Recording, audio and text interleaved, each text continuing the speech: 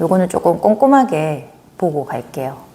저도 할 말이 많을 수 있지만 일단 의사 선생님이 뭐라고 하시는지. 자, 이제 드디어 우리가 이 책에서 아주 궁금한 파트예요. 열에 관한 이야기를 하는데 질병에 대항하는 몸의 방어 시스템이라고 제목을 지었어요. 열에 대한 일반적인 통념 탐구, 체온이 얼마나 높으면 너무 높은 것일까? 열을 꼭 잡아야 할까? 열과 경련 발작, 열과 뇌 손상, 질병과 싸울 때 열이 하는 역할, 열에 대한 맨델존 박사의 명쾌한 조언. 요거는 조금 꼼꼼하게 보고 갈게요. 저도 할 말이 많을 수 있지만 일단 의사 선생님이 뭐라고 하시는지. 아이에게 열이 나면 걱정이 된 나머지 즉시 병원에 전화해서 의사에게 알리는가? 많은 부모들이 그렇게 한다. 의료 전문가들, 그러니까 의사와 간호사들이 부모들에게 모든 열은 위험하다고 믿게 만들었기 때문이다. 의사는 또한 아이의 체온이 얼마나 높은지가 아이가 얼마나 아픈지 가늠할 수 있는 척도라는 잘못된 생각을 강화시켜 왔다. 환자들의 약 30%가 발열 증상 때문에 소아과에 찾아오는 것은 바로 그 때문이다. 실제 우리나라 소아과 현황은 아니죠. 발열이 거진 90% 이상이지 않을까요? 발열 때문에 열 나니까 병원 가야지 이렇게 되는 것 같은데요. 아기가 아파서 병원에 전화를 하면 의사의 첫 질문은 거의 똑같다.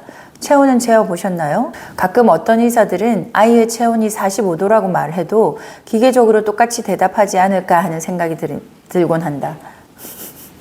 내가 걱정하는 것은 그들이 잘못된 질문을 하고 부모들에게 잘못된 조언을 해주고 있다는 점이다. 의사들이 열을 첫 번째로 묻는다는 사실은 암묵적으로 열 자체가 위험한 존재라는 것을 의미한다.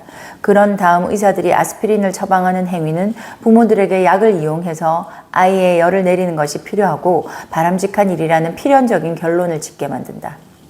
아이를 병원에 데려갔을 때도 이런 제스처 게임은 계속된다.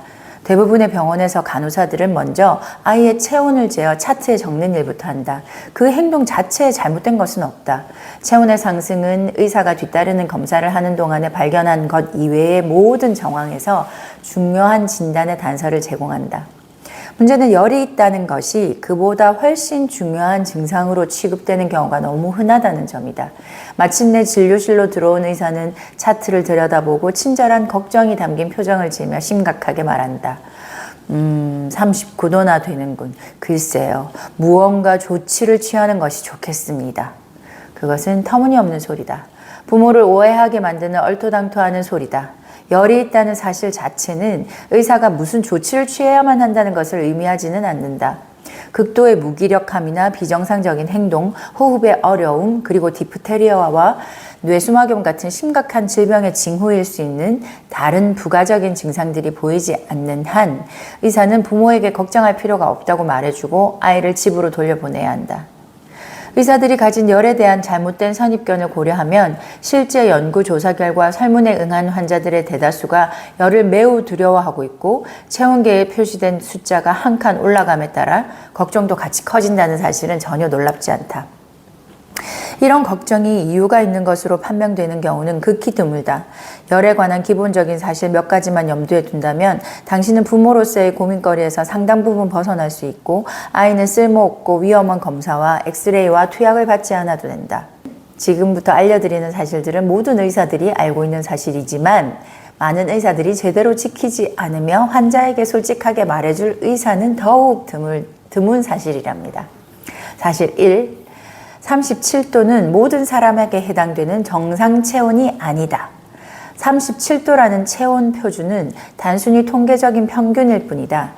대부분의 정상적인 사람들은 그보다 높거나 낮다. 특히 아이들은 더욱 그렇다. 세심하게 통제된 연구에서 측정한 바로는 아이들의 정상 체온은 35.8도에서 37.4도 사이다. 건강한 아이들 중에서 정확하게 37도의 체온을 나타낸 경우는 극소수였다. 아이의 체온은 또한 하루에도 여러 번 오르락내리락 한다. 아침 일찍 재는 것보다 오후 늦게 재면 0.6도가량 높을 수 있다. 따라서 저녁 시간에 잰 체온이 올라가 있는 것은 매일 그 시간에 일어나는 완벽하게 정상적인 일이다. 사실 2. 질병 외의 이유로도 아이의 체온은 올라갈 수 있다. 밥을 잔뜩 먹고 소화시키는 와중이면 아이들의 체온은 올라갈 수 있다. 10대 사춘기가 되어 배란할 때에도 체온은 올라갈 수 있다. 가끔은 항히스타민제나 다른 약의 부작용 때문에 체온이 올라가는 경우도 있다. 엄마가 걱정해야 하는 열은 보통 명확한 원인이 있다. 심각한 문제를 가진 대부분의 발열 증상들은 주변에 존재하는 독성 물질에 노출되었거나 중독되었을 때, 그리고 일사병의 원인에 노출이 되었을 때 생긴다.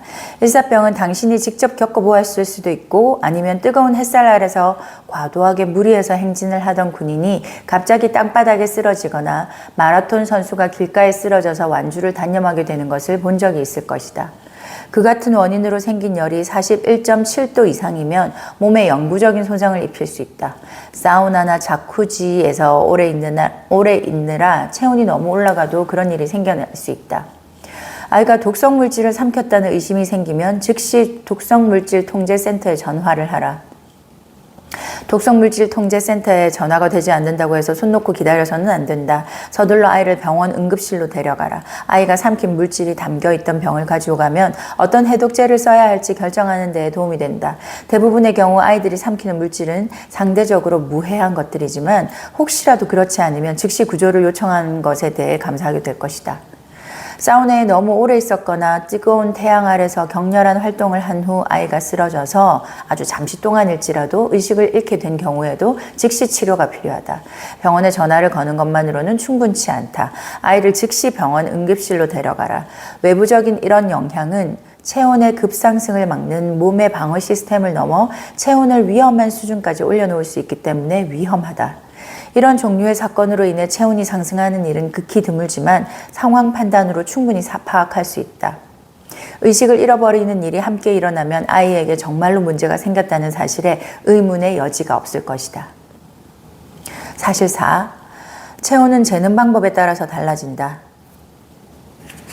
더 큰 아이들에게서는 보통 구강에서 재는 것보다 항문에서 재는 체온이 0.6도가량 높고 겨드랑이에서 재는 체온은 0.6도가량 낮다.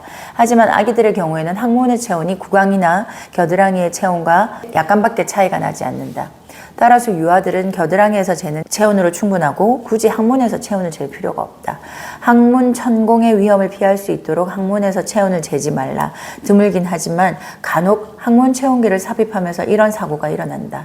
내가 이 위험에 대해 굳이 언급하는 것은 항문에 천공이 생긴 아이들 가운데 약 절반가량에서 치명적인 결과가 생기기 때문이다. 그래서 나는 부모들에게 항문에서 체온을 재지 말라고 조언한다. 그럴 필요가 없는데 왜 위험을 무릅써야 하는가?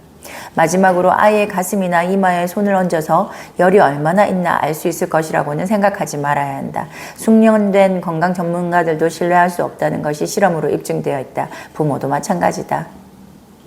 사실 5. 열을 치료할 필요는 없지만 신생아의 경우는 다르다. 신생아는 분만 과정에서의 산부인과 처치, 태아 상태에서 생겼거나 유전적으로 발병하는 질환 또는 출생 직후 일어나는 사고에 관련된 감염을 겪는 것일 수도 있다. 신생아는 분만에 앞서 사용한 태아 검사 장치 때문에 두개골에 종기가 생겼거나 진통을 겪는 엄마에게 과다 투약된 약물로 인해 폐에 양수가 들어가서 호흡기 폐렴에 걸렸을 수도 있다. 어쩌면 병원에서 태어나기 전에 실시한 포경수술 때문에 감염이 되었을 수도 있다. 마지막으로 병원 자체에 우글우글한 병균들의 감염이 되었을 수도 있다. 상식적으로 아기가 태어난 지 몇 달 이내에는 아무리 약간이라도 열이 나면 병원으로 데려가라. 사실 6. 아기에게 옷을 너무 많이 입혀서 열이 날 수도 있다. 특히 첫 아이를 돌보는 부모들은 종종 아기의 몸을 따뜻하게 유지하는 데에 지나치게 관심을 기울인다. 아기는 아무리 더워도 여분의 옷과 담요를 벗어버릴 수 없다는 사실을 잊어버린 채 부모들은 여러 겹의 옷을 입히고 여러 겹의 담요를 둘러서 아기의 몸을 따뜻하게 감싼다. 그러면 체온이 상승할 수 있다. 열이 오르면 아마도 오한 증상이 따라올 텐데 그러면 부모는 두꺼운 담요로 아이를 꽁꽁 싼다. 그것은 아이의 체온이 더욱 오르게 만든다. 만드는 일이다. 내가 환자들에게 따르도록 권하는 간단한 규칙은 부모에게 편안하고 안락하게 느껴지는 만큼만 옷을 입히라는 것이다. 요거 이제 중요한 부분이네요. 대부분의 열은 아이 몸의 방어 메커니즘이 의학적인 도움을 받지 않고 바이러스와 박테리아 감염을 스스로 이겨내고 있기 때문에 생긴다.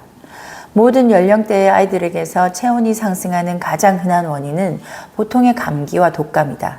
감기나 독감에 걸리면 40.5도까지 열이 오를 수 있지만 체온이 그렇게 높이 올라갔다고 해서 불안에 떨 필요는 없다. 유일한 위험은 과도한 발한, 빠른 호흡, 기침, 콧물, 구토, 설사 등 열에 동반되는 증상 때문에 생길 수 있는 탈수다. 탈수. 아이가 충분한 액체를 섭취하도록 주의를 기울이면 탈수의 위험을 피할 수 있다. 경험적으로 봤을 때 환자에게 시간당 240cc 정도의 액체를 마시게 하는 것이 좋은데 이때 가능하면 영양분이 조금이라도 들어있는 액체가 바람직하다. 제가 이 데모에서 저희 공룡차들, 그러니까 애들이 열이 날 때 감배차 콧구멍차를 섞어서 먹이죠. 보통 그렇게 되면은 200ml가 훨씬 넘고, 그 다음에 그걸 이제 걔네들은 그 감배차와 콧구멍차가 해야 할 역할들에 쓰이는 영양소가 있는 액체인 거죠. 그리고 감모차를 또 시간 단계. 그러니까 그래서 하루에 몇 번 이게 아니라 제가 열이 나거나 어떤 이유 감기나 몸살 증상으로 아이가 열이 나고 앓고 있는 상황이라면 계속 공룡차들 마시게 하라 그러거든요. 근데 이제 가끔 이번 감기 되게 독하네, 아니면 독감이 심하게 왔네 하는 경우 열이 길게 갈 때가 있단 말이에요. 한 며칠씩. 그때는 아이들이 공룡차를 먹다가 이제 물려해요. 물리면 그때 그렇다고 안 먹이면 안 되죠. 왜냐하면 가장 위험한 게 탈수니까. 그때는 공룡차들 사이에 저는 포카리 땡땡땡 이온 음료를 먹여요. 이온 음료를 좀 주고 또 이제 이것도 먹어야 해. 그래야지 빨리 나을 수 있어. 이제 콧구멍차, 감배차 섞은 거도 몇 모금씩 주고 또 조금 있다가 감모차도 또 따로 해서 또 주고 그다음 포카리 땡땡땡도 또 주고 이렇게 해서 계속 액체를 계속 먹여요. 그게 깐깐한 연희 씨의 아이들의 열에 대처하는 솔루션입니다. 그렇지만 대량의 액체이므로 어떤 것이든 상관없다. 대량을 주라는 게 아주 중요하죠.